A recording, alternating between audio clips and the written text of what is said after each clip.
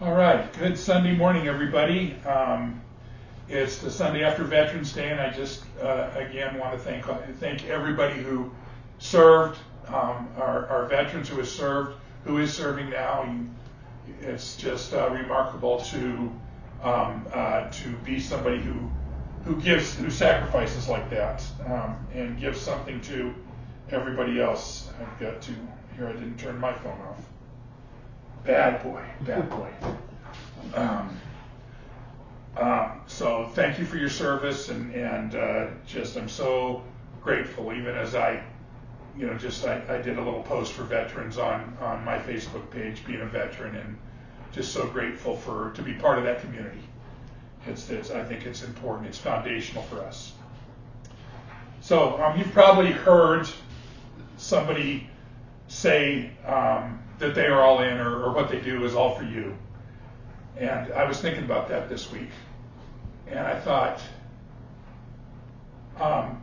the question just popped in my mind: is God all in? Is God all in on us? Sometimes we wonder that, don't you?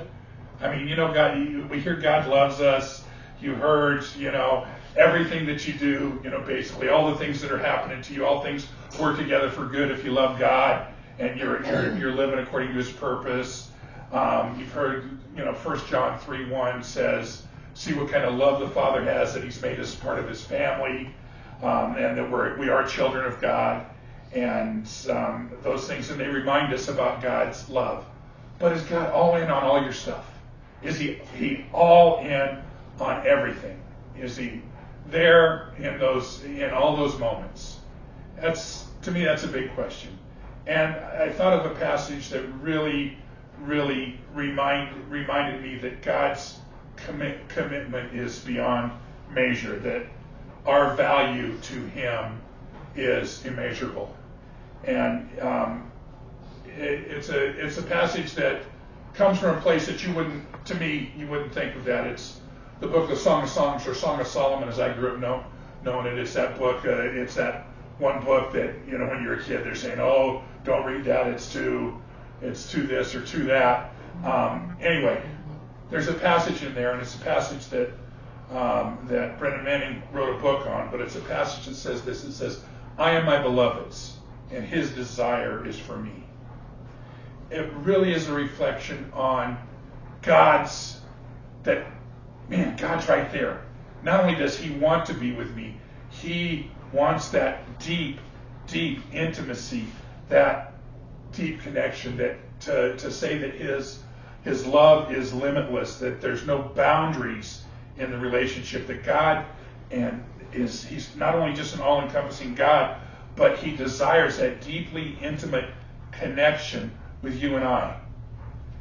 Now, I think I probably was thinking this because I think it fits really with where we are on our journey through the Sermon on the Mount, with all the things we've been talking about. I mean, you remember last week we touched on, as I wrapped up the sermon, we really touched on that God, He values the birds, He values the flowers, and how beautiful they are and how wonderful they are, and they don't stress at all. But Jesus says, as much as God cares for them, He cares for us even more. See, nature trusts God, is basically what Jesus was saying. Nature trusts God to provide for them. And we need to learn to trust God to provide for us. In fact, Jesus equated that to the fact that if you don't understand that God values you, that He has this provision for you, then you have a faith problem. He says you're of little faith. And I thought, again, you start pulling all these things together, and if you're me, I start going over these things, I start thinking, wow, when the disciples were having a problem in the storm, and they didn't think, Jesus was asleep in the boat, and they're having this problem in the storm, and they think they're going to die, and they don't, and Jesus is in the boat with them, and they're panicking, they finally go over and they wake him up, and what does He tell them? Why do you have such little faith? And then you think about one of those stories that I love in Scripture, those incidents where they see Jesus walking across the water, and Peter says, "Hey, Lord, if it's you, tell me to come." And so Jesus says, "Come." And Peter gets up, and he's walking on water for a second. And then what's he do? He takes his eyes off the Lord and he sinks because he sees the waves. Okay? What does Jesus say to him? He rescues him, saves him, and he says, why do you have such little faith? It says to me that our issue of faith, it really permeates everything that we do. In fact, later on in Matthew, Jesus challenged the disciples about their lack of faith, and he really told them, if you have the faith, the grain of a mustard seed, you can accomplish anything. He says you can move mountains, but he says you can accomplish absolutely anything. So it is a faith issue. It is an issue that our faith is observable in our actions, and that our choices and our understanding that God's all in for us is reflected in our behaviors and the way we live. Remember when we started this, one of the first sermons as we were in the Sermon on the Mount, one of the first sermons I preached, I talked about Jesus said he came not to abolish the law, but to fulfill the law. He didn't come to remove it. He didn't come to get rid of it. He came to perfect it.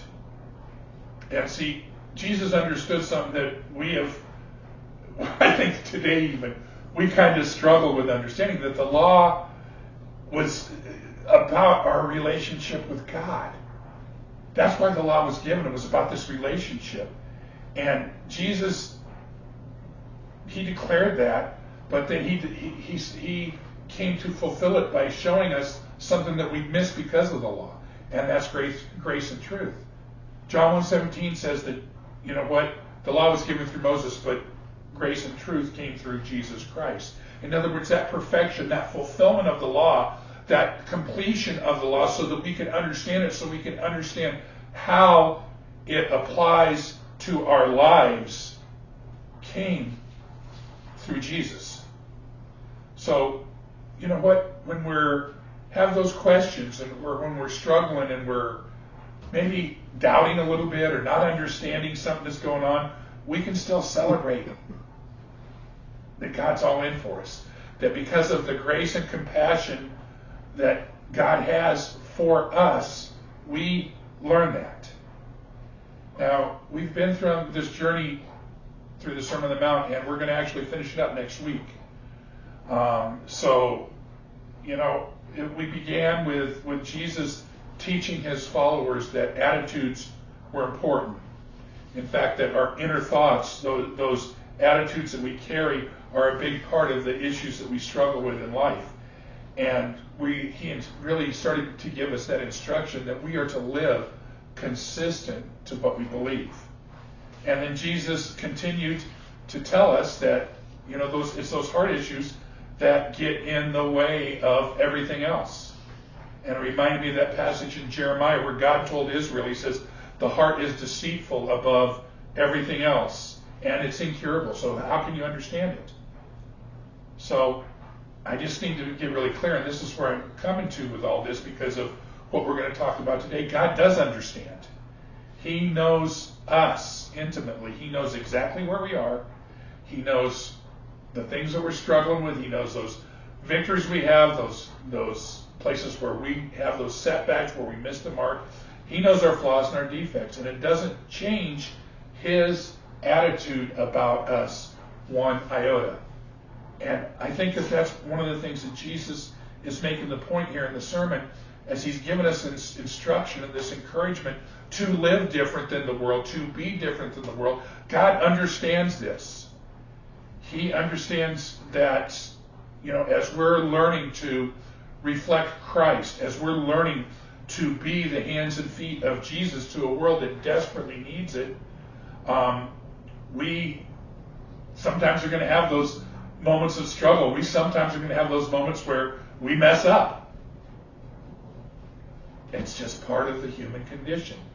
And God understands. And when we realize we've done that and we repent, in other words, we turn from those things and we ask for forgiveness, God, it doesn't change how God feels. In fact, if we get stuck there, God doesn't say, okay, I'll get back when you get it right. God's there. He's there for us. He is committed to us in every moment. Now we're coming into a portion of this message where there are a couple of principles we're going to talk about today that the world uses, and they use it to whack us with.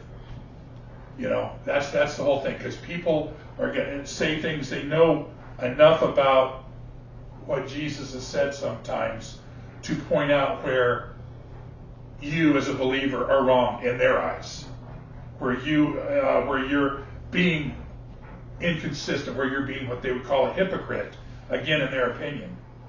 But I've always found it fascinating that, this first thing we're going to come to about not judging and things, people will throw that, oh, you can't judge me and this and that, but they're the first ones to judge and criticize and do those things. So we're going to take just take a couple of bites here, and I'm just going to basically read the passage to you, make a couple of comments on it, and just let it sit there and percolate. Before we get there, I read something as I was preparing. We're in Matthew 7, and if you know anything at all about Matthew 7 or the Sermon on the Mount, the first verse is, don't judge so that you won't be judged. And people use this and have taken this and twisted it and manipulated it, all for their own well-being, their own peace of mind, if you will. But I read this thing from one of the reference sites I read, and I just thought it was very fascinating. I want to kind of back into this part of the thing by reading the conclusion before we read the passage. It's from a site called BibleReference.com. It says this: Jesus commands his followers not to judge each other, a statement easily and frequently taken out of context. What immediately follows, including most of the rest of this chapter, is a careful description on the right way to judge. What Christ condemns is arrogant, hypocritical condemnation. Those who presume to take God's place as judge will be judged in the same way. Human beings are unqualified to pronounce judgment in the same way as God, because they are unable or unwilling to see their own sinfulness. Only after a person has addressed his own sinful condition, or admitted his own sinful condition, can they help others address their sin. Even then, the goal is to help, not to condemn. And that to me was just so powerful, such a good explanation of what we're going to read. So let me read the first few verses of Matthew 7 to you, and then we'll just talk about it real quick. It says, do not judge so that you won't be judged, for you will be judged by the same standard with which you judge others, and you will be measured by the same measure you use. Why do you look at the splinter in your brother's eye, but you do not notice the beam of wood in your own eye? Or how can you say to your brother, let me take the splinter out of your eye, and look, there's a beam of wood in your own eye? Hypocrite! First take the beam of wood out of your eye, and then you will see clearly to take the splinter out of your brother's eye. Don't give what is holy to dogs, or toss your pearls before pigs. They will trample them under their feet and tear you to pieces. Like I kind of said just a minute ago, our goal, or the goal of a believer, is Christ-likeness. And if we understand that, and then we understand the gospel message, okay, then we're going to know that Christ came and he spoke the truth.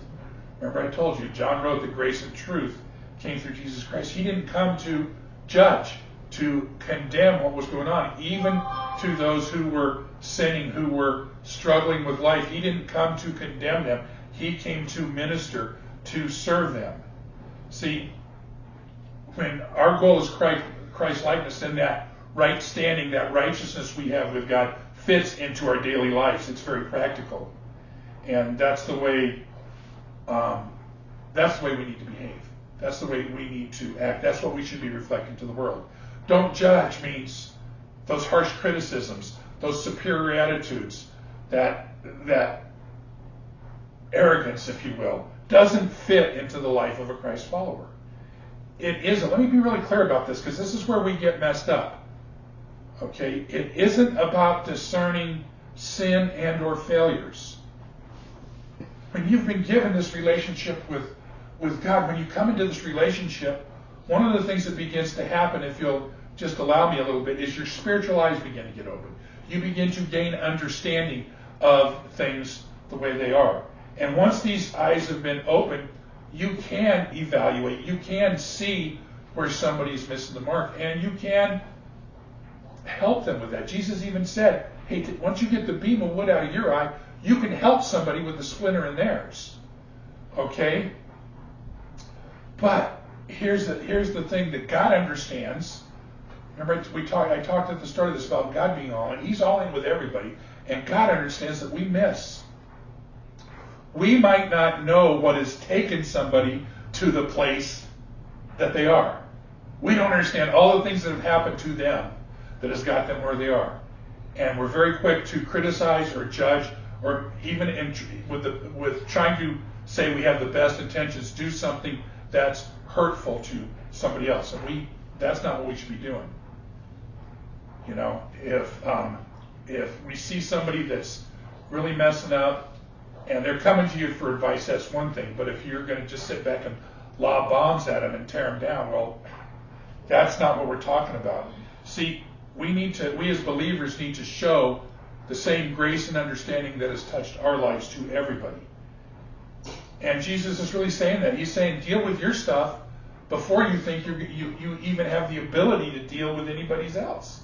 See, there are things in our life that cause us to stumble. There are things in our lives that cause us all kinds of stress and distress.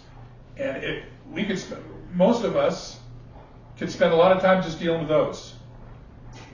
But of course, there's the other side of things. It's so much easier to point out Carol's flaws and faults than it is to deal with mine.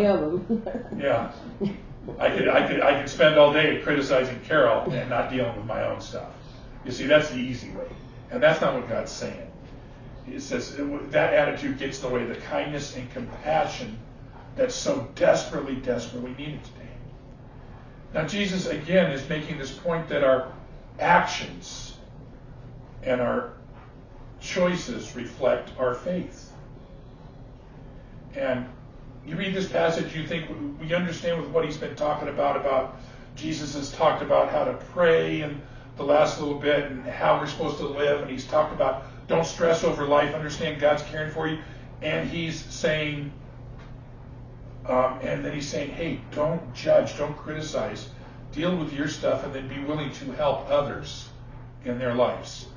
And you think, okay. And then in the middle of this chapter, there's this section about prayer again. And you're thinking, if you're thinking anything like me, you're thinking, man, does that really fit? Did Matthew really mess it up and get this all out of order?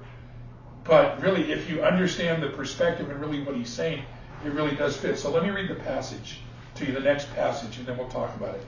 It starts in Matthew 7, verse 7. It says, ask, and it will be given to you. Seek, and you will find. Knock, and the door will be opened to you. For everyone who asks receives, and the one who seeks finds. To the one who knocks, the door will be opened. Who among you, if your son asks for bread, will give him a stone, or if he asks for a fish, will give him a snake? If you then, who are evil, know how to give good gifts to your children, how much more will your Father in heaven give good things to those who ask him? In other words, is God all in? Is God all in for you?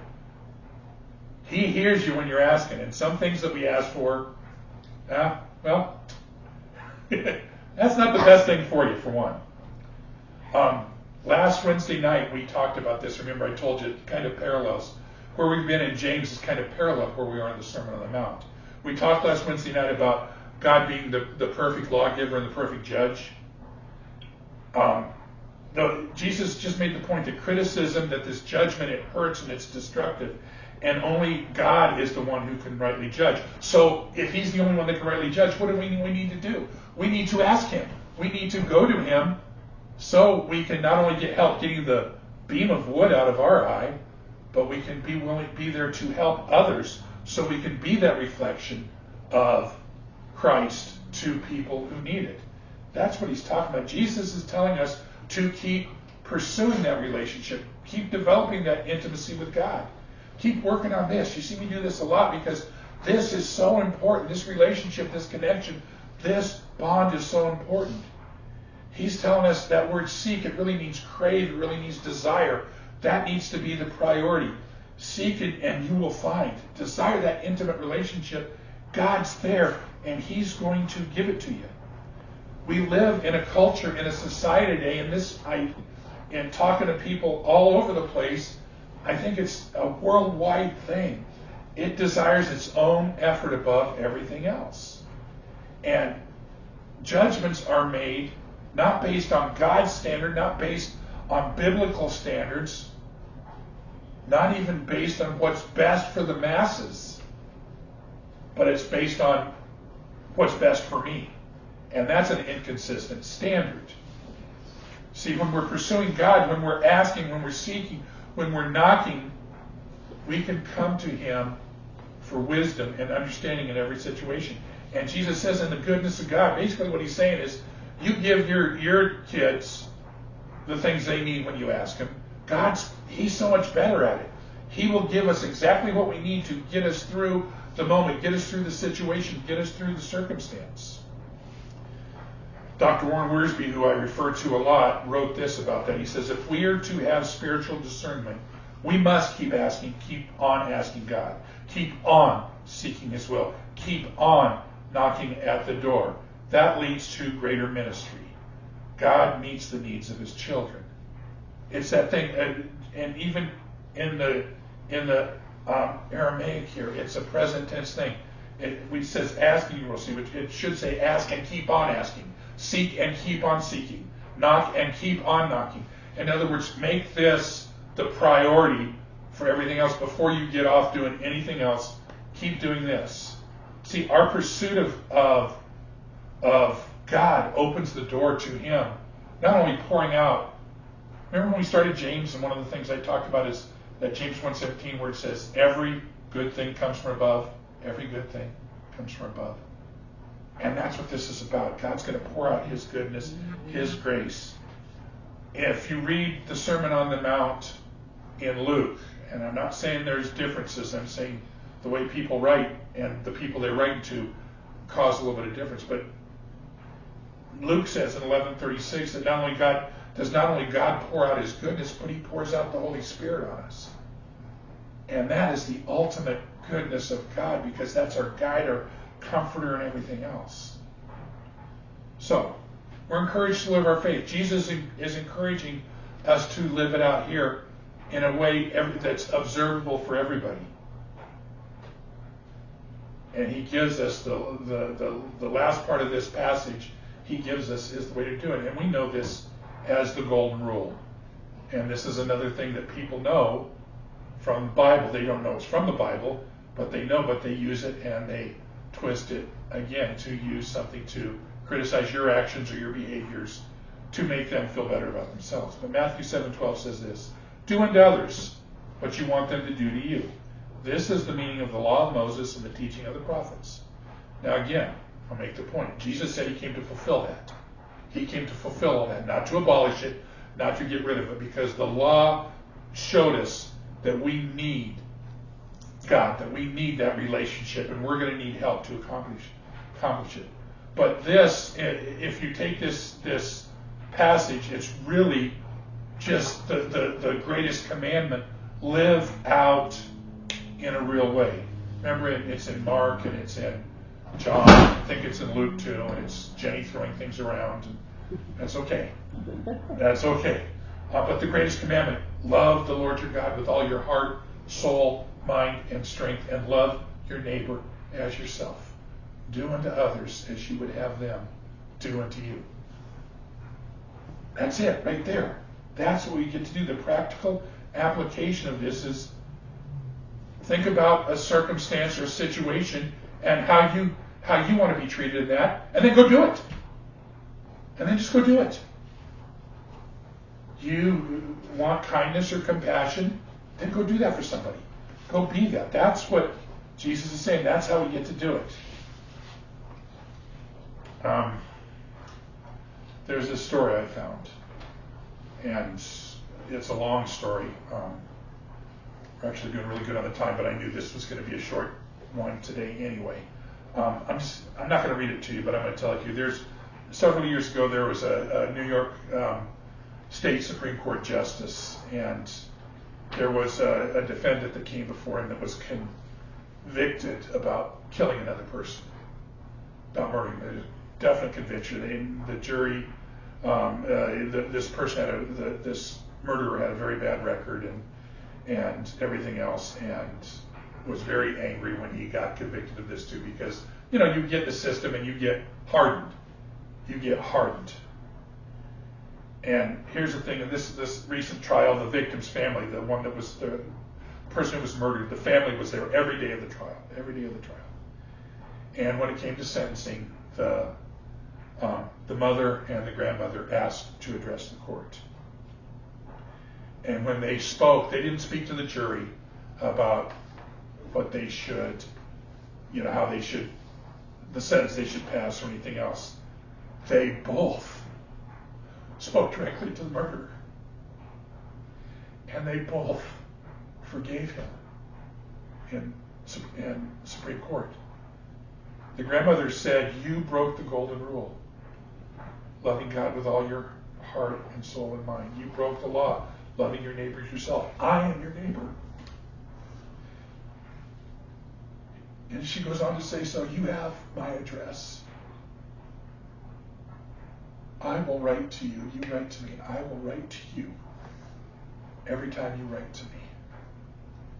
I want you to know that you're forgiven. I want you to know that I don't hate you. I want you to know that I feel sorry for the choice that you made." This not only broke the murderer, this hardened man was completely broken. He'd been so angry and everything else, and he was just moved to tears, but it broke the judge. And this is what the judge said, and this is really, to me, really wraps up what we've been talking about. He says, "For the first time since the trial began, the defendant's eyes lost their laser focus, and he surrendered to a life force that only a mother and a grandmother could generate." The justice went on to say, "I looked at the defendant with his head hanging low, and there's no more swagger, no more stare. The destructive and evil forces within him had collapsed completely in this remarkable display of humanness." That is what you and I are called to be. That is what you and I are called to do. Just be real with what God has given us. Some things are harder for us than others. But remember this: God has put you in a place so that you can reflect the love of Christ to everybody around. And for that, we can be grateful. Let's pray. Father, I just thank you for the way that you continue to nurture us, to grow us, to help us be those people that just love you and get to love others in the process. Lord, I pray that you guide, direct our steps in every aspect, and that we can be sensitive to the places that you're leading us, Father. I want to take a minute and thank you for what you're doing with Chuck right now. He's showing some progress in his health. He's still in the hospital. We still lift him up and pray that you're there in the room with him, and that he can sense your presence even in these moments, Father. And I know there's a few other needs out there that have come across my computer, and they've escaped my mind right now, but you know what they are, Lord. And I just pray your perspective, your guidance, your will, and your purpose is revealed in every circumstance and every situation. I thank you for your love for us and the fact that you are all in. It is about his grace, guys. It's about his grace all the time. It's grace first and grace always. And we get to live it just simply. It's not complicated. We get to live it honestly. And we get to live it with love. Have a great week. We will see you on Wednesday night as we continue our journey through James.